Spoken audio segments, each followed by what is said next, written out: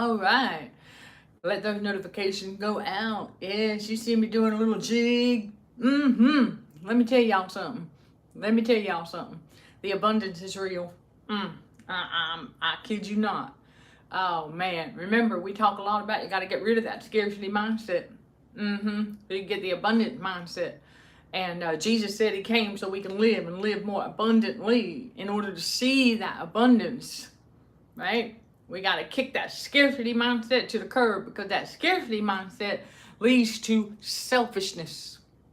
We're going to break it down because it goes right in line with God's 10 commandments. Loving thy neighbor as thyself. And that covers a whole plethora of things.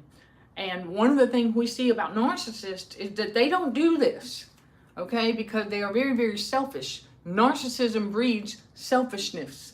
And so don't get it twisted, because I know, chosen one, I know, because we learn to stay low key, we stay in our own lane, we mind our own business. And so they're going to tell us we're being selfish because we're no longer giving them our empathy. Oh, no. We're doing exactly what God tells us not to do. God says, do not cast pearls before swine. And that pearl, our empathy is a pearl. It's a gift from God. And we ain't casting it before swine, because that's what got us in trouble in the first place, is we were giving our empathy just to everybody. The narcissist. Yeah. And they were taking advantage of it. And yeah, they trample on it and send it back a little bit. Not quite the same as it was when we dished it out, right? When we gave them our empathy, right? When they render it back to us, it ain't quite the same, is it? And so that's why God said, do not cast pearls before swine. So we ain't giving them our empathy anymore. So the narcissists are going to call us selfish. We ain't being selfish. We protecting our spiritual energy now. We learn how to do that. That got our peace, our joy, everything from God. And so don't get it twisted, all right? And just know they're going to do that. But narcissists are the ones that are truly selfish. Narcissism breeds that. So let's go ahead and do our usual check. I know the Jezebel case study, she want to see how we doing. She wanted to see if her bruises are still. Let me tell y'all something. Bruises heal. You can't stop that. Nope. Once we become aware of it, the ANS is like, oh, I'm going to get to work. All right. So, oh yeah, you cannot stop the healing of bruises. And I know she's also wanting to see if we're going to put on any more water weight. Nope. Because we figured it out. Oh, we figured out what was going on. We know how it was happening too. See, the loss of muscle mass leads to water retention. Oh, so you rebuild the muscle, right? You repair the muscle, rebuild the muscle, repair the nerve, and then your water balance is back out naturally like it's supposed to. But in the meantime, there are herbs to help y'all with that, called dandelion root. So in the meantime, again, I love sharing this with y'all because they're God revelation about our biological body and how He created it. And so I want to talk about how narcissism breeds selfishness, because we see it a lot, okay? Especially when there's a fear-mongering narrative going around out there about a shortage or something. Remember, that's the scarcity mindset, okay? That is the scarcity mindset, and they do that to keep people living in fear. Fear of running out, fear of never having enough, fear of this, so they can never see the abundance that's really out there. All right, that's that scarcity mindset. You have to lose that. You have to lose that as part of the transformation process. That's being renewed, right? Our mind is being renewed through the transformation process, and we have to develop the abundance mindset. And it's real difficult to do that if you keep believing the lies of the Matrix. The Matrix wants you to think there's a shortage of this or a shortage of that. No, there ain't. No, there ain't.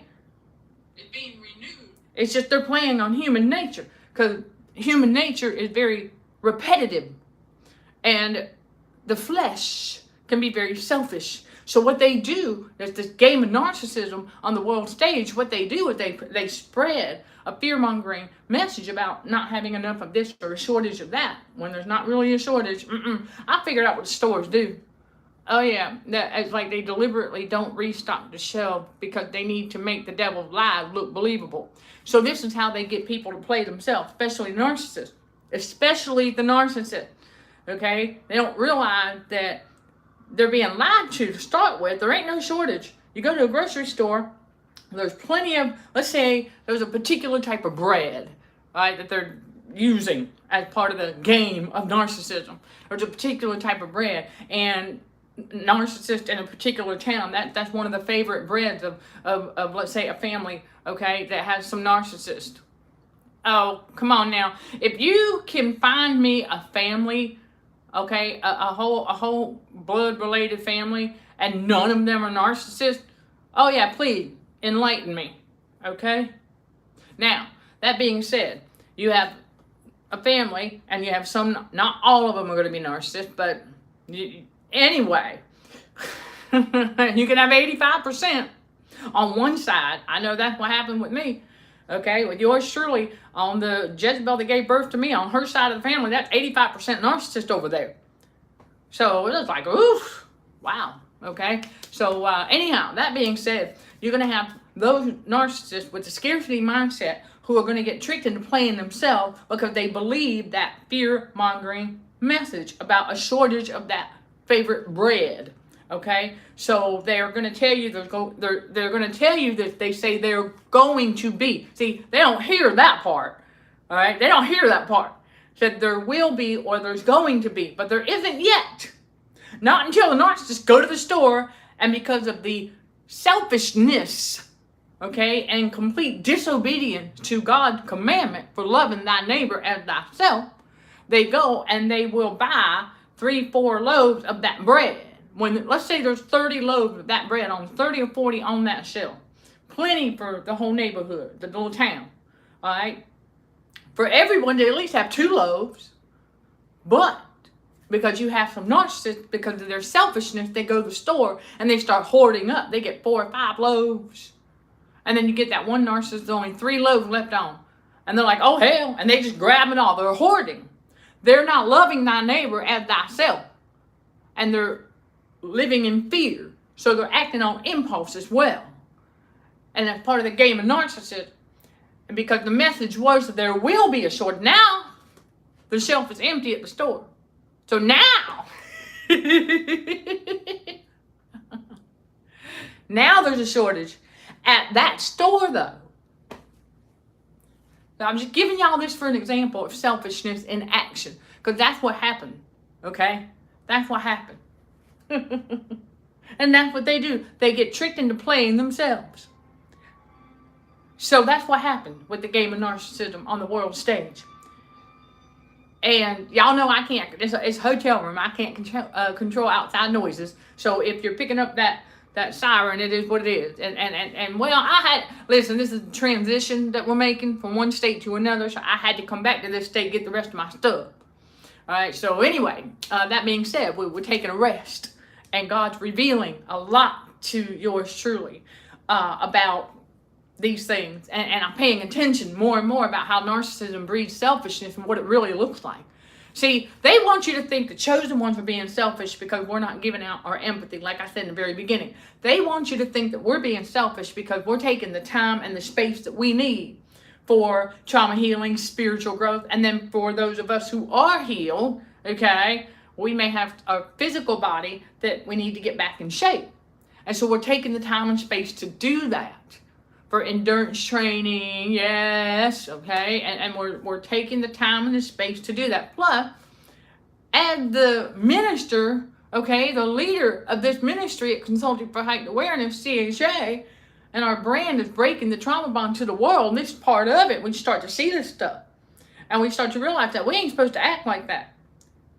See, chosen one, if that was us, and that was our loaf of bread, but see, chosen one, we'd be like, well, you know what? I don't have to have that bread this time. I can get a different kind of bread. So that's chosen one for you. We think outside the box. But even if we were like, okay, well, we'll get 1 loaf. We only need 1 loaf. Right? That's all we need. Right? At a given time. Of course, it depends on how many mouths y'all got to feed. I'm just saying in general. So we will go. They got that fear-mongering message going around out there. We know that there's not a real shortage of it. So we're just going to get our 1 loaf. Okay, and even if, well, we know they're going to play themselves, so I'll be like, you know what, just let them do it. Let them play themselves, Get your one loaf and go home. Let them do what they got to do. They're going to make the devil's lies look believable with their selfishness. That's why narcissism breeds selfishness. Okay, because it needs the devil's lies to look believable. And the only way, well, not the only way, but one of the many ways that can happen is by them playing themselves because of their scarcity mindset that leads to selfishness. So you're running around with a scarcity mindset, not chosen ones. I'm talking about the narcissist. They're running around with a scarcity mindset. Now, we had to unlearn some of it first, okay? That's why chosen one. We go through that self-reflection season, and then do the self-discovery season ongoing. But that self-reflection to realize, hey, we got to change our mindset, right? Our mind is being renewed through the transformation process. So we're starting to notice these things. See, that's another thing about being in God's reality, okay? About being in God's reality is that we can see this stuff a lot better now. We can see a lot clearer now. And I don't care what the devil tried to do with them, with the lights in the hotel rooms where they set on to flicker. Oh yeah, that's to manipulate your eyesight, especially the peripheral. See, we become aware of this stuff. And it's not going to have the intended negative effect on us anymore because we are aware. You see, heightened awareness. It takes away the devil's shenanigans, if you will. It takes away the effects, okay? It doesn't mean the devil going to try to pull stuff, but we get around it, okay? Because we become aware of it. And so we see these things. We see the selfishness being played out on the world stage. And it is part of the game of narcissism. And so the Matrix and the puppeteers, if you will, they need these narcissists. Yeah, they need these narcissists because without the narcissist, well, we know without, right, okay, without a human host, the demon spirit and the devil don't exist. So the narcissists, they're demonically possessed.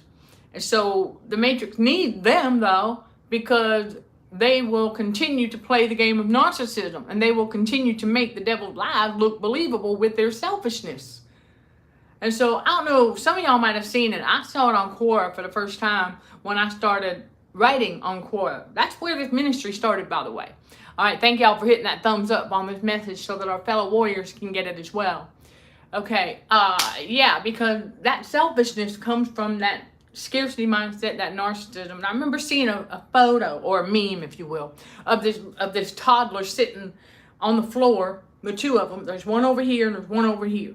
All right. So the one over here, okay, whichever. Okay, the one over here had like 12, 15, has a bunch of toys, and the kid over here, the toddler over here, only has one toy. The kid over here is reaching over here to grab that other kid's one and only toy. Well, that's narcissism for you. Okay? Highly selfish in that way. Highly selfish.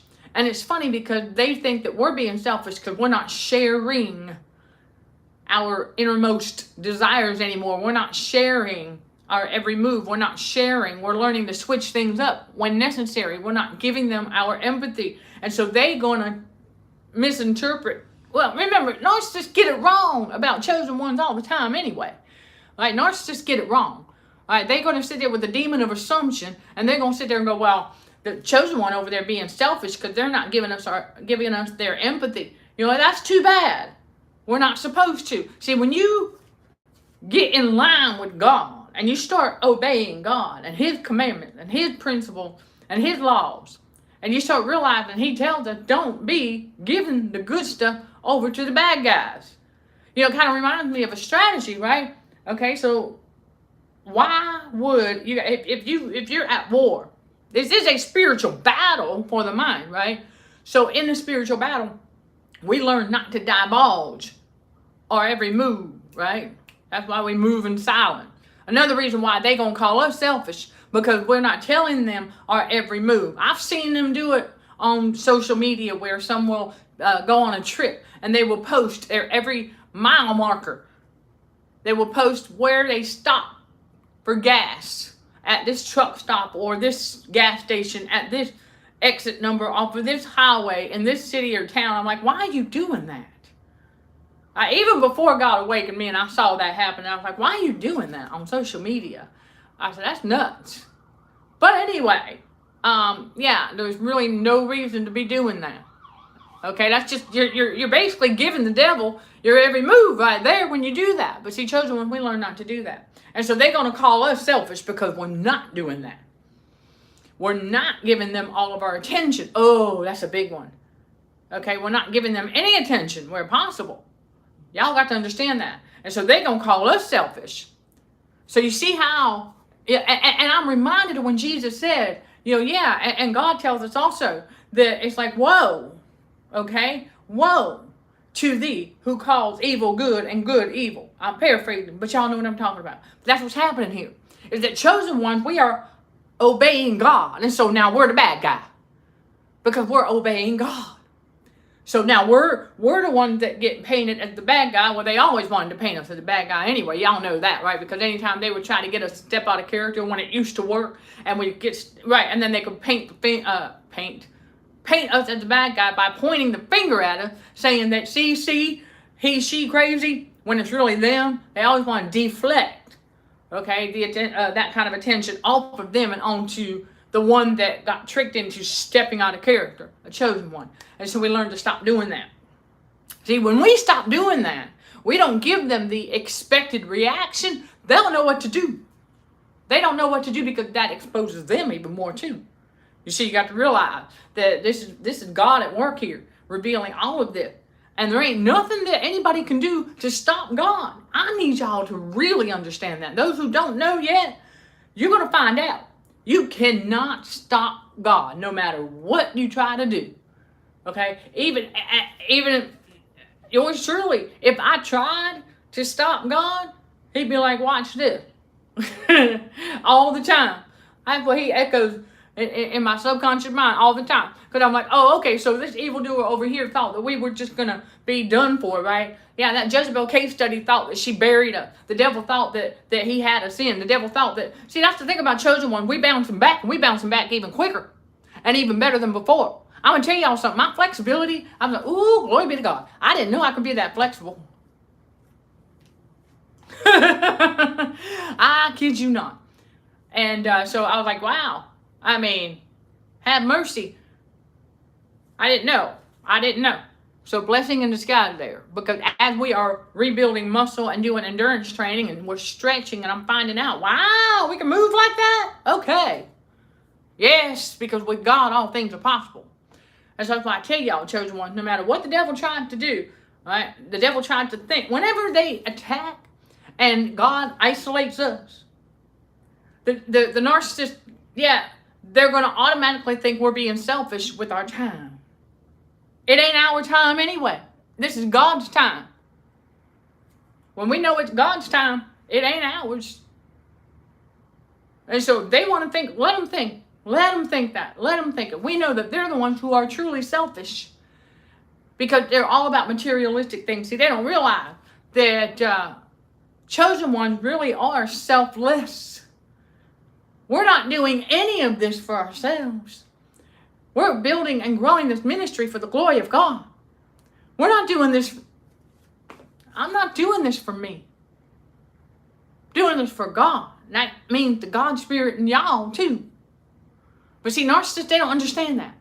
Because when they embark on starting a business or whatever, they thinking because of that love of money from the scarcity mindset that leads to selfishness, part of the game of narcissism. And so they're going to be over there and being all selfish with all their stuff. They hoarders. A lot of them are. That's why I teach you all often. For those who have not heard it yet, there come times on this journey where we have to do a assessment and a reassessment of our belongings. Okay? And if we have something that is in our possession that is no longer serving the kingdom of God, if it has already served its purpose, or it is just sitting there collecting dust, we don't remember why the heck we bought it, well, you know what? It's time to go. But for a narcissist, because they're selfish, they're not going to do that. If it's a materialistic item, they got to hang on to it because they got that scarcity, what if mindset, that negative mindset. What if, what if, what if? We got the what if on the positive side, like, okay, so what if this, let's get this, what if I take this, go ahead and donate that. I'll make room for what God had next. That's positive, abundant mindset right there. Okay, y'all? And so I see you. All right, yes, thank you, Wendy. A scarcity mindset. Yes, okay, that scarcity mindset, it leads to that selfishness. Okay, because scarcity, okay, because of the world and its conditioning, it wants you to think that there's not enough. Oh, there's plenty for everybody on this planet. When we understand that true freedom is in Christ, you ain't going to get it out there. You are not going to get your freedom from the external. You get your freedom from the inside. That's why I tell y'all, focus on the internal. The external will follow. It's so important because Jesus even says that. He says we got to examine within ourselves. Okay? We have to examine within ourselves first and foremost because everything we need, that's where it's at. It's already in us. We just have to discover it. That self-discovery season that we're in. Oh, it's beautiful too, y'all. It is beautiful. And it's not selfish. It's part of the process. Right? It's part of the transformation process. It's self-discovery. Just learning more about how God created our body and what God is doing and how God works.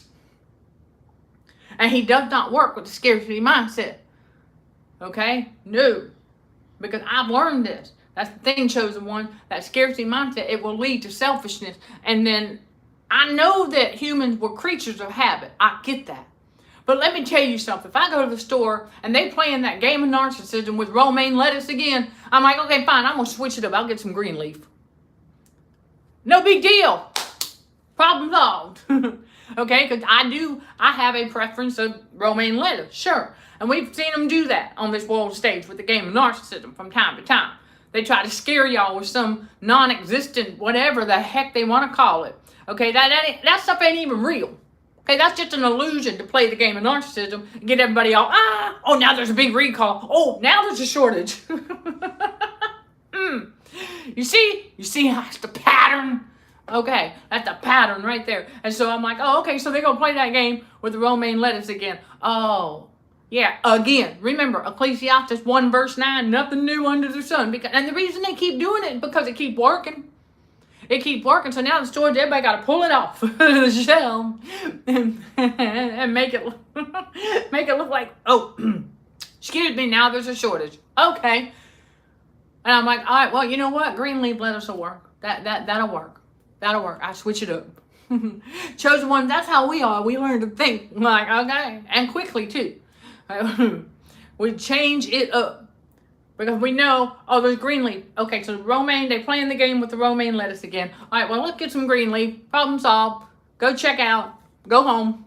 And use that green leaf lettuce for our salad. Or sandwich. Whatever. Okay?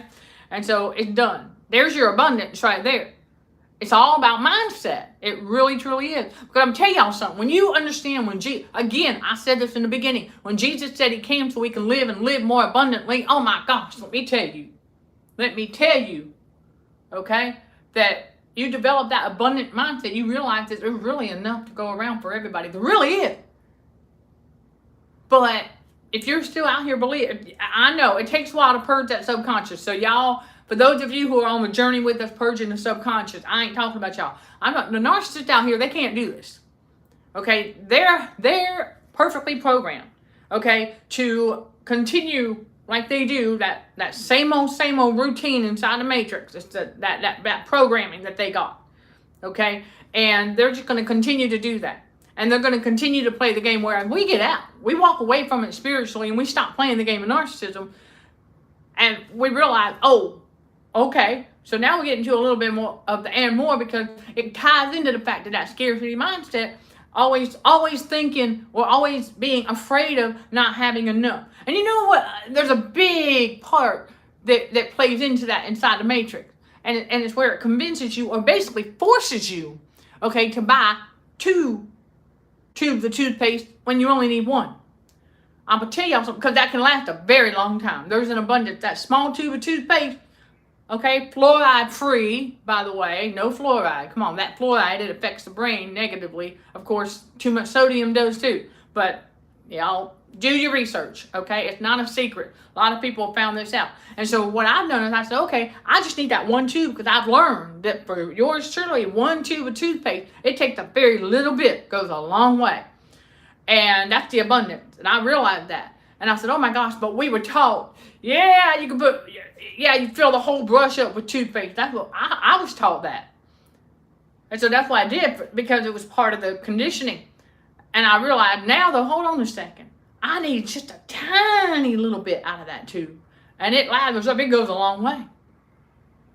And so that tube, one tube, will last me for like a year or longer. Seriously, just, I'm telling you, there's the abundance. But see, they won't sell you. I have yet now to be able to find just one tube. I find that the brand that I have, I find two. I have to buy two at a time, because that's all that's available. They forced us to have to buy two. I didn't even remember I had a second tube till I went back to the storage unit. I was like, oh, I got a second tube of toothpaste. I won't need that for another year. Anyhow, so, and that's the big way they do it. And they try to get that. That's how they trick you and force you into buying more than you really need. And that feeds the scarcity mindset. Because with the scarcity mindset, that would be like, oh, cool, I won't have to buy any for a little while.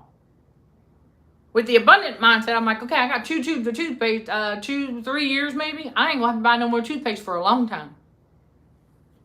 Not for a little while, but for a long time. So, I mean, that's just one example, y'all. Because that's the abundant mindset. When we realize that there's a lot of stuff out here that we were taught to overuse. Like how narcissists overdo. Okay, same thing. I'm looking at the clock here because I want to see. Yeah, because I try to keep these live, roughly around 30 minutes, sometimes 15, sometimes 10. It just depends on the topic. Depends on where we're at. It depends on how good the streaming is going and all of that. And so I wanted to go ahead and, oh, that's a great example. Detergent. Thank you, Wendy. Yeah, that's another one.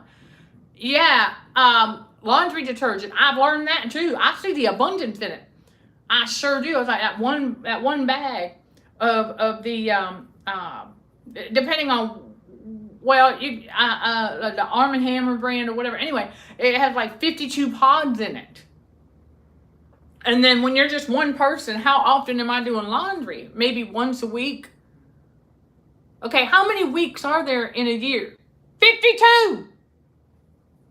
So there's 52 pods in that bag. I'm doing laundry maybe once a week. Maybe. Sometimes every couple of weeks. It depends on how much laundry I got.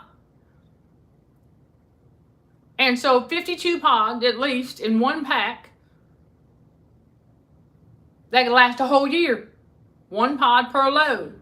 But I know sometimes it depends on the soil. I might put 2 pods in there. It depends. Towel, sheet, and all that. So, that goes into play. But I'm just saying in general. But so thank you, Wendy. Kudos. That was a great observation. Detergent and other soaps and things like that. That you're pretty much forced to buy more than you really need at that given time. It'll last you for a very long time. And yes, and so yeah, less detergent, and yeah, there you go. Absolutely. Okay, you've been using less and adding that other thing, the borax. Okay. You know what? Whatever you find works.